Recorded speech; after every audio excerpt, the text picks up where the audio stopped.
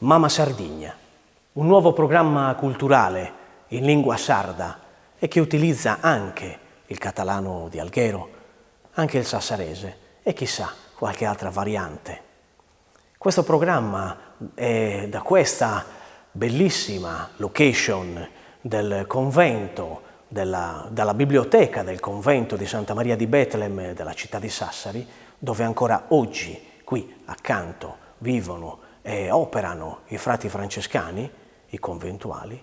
Noi vi vogliamo raccontare questa terra antica di Sardegna attraverso 7 tematiche, 7 appuntamenti culturali che sono l'ambiente, l'archeologia, ma anche tradizioni popolari.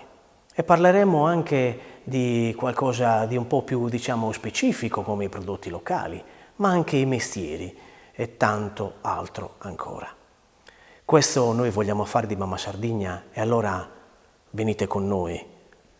Ogni 2 settimane, di venerdì su Catalan TV, al canale 15 e su Super TV Aristanis al canale 77, primo appuntamento 20:45, secondo appuntamento ore 23, noi vi racconteremo la Sardegna.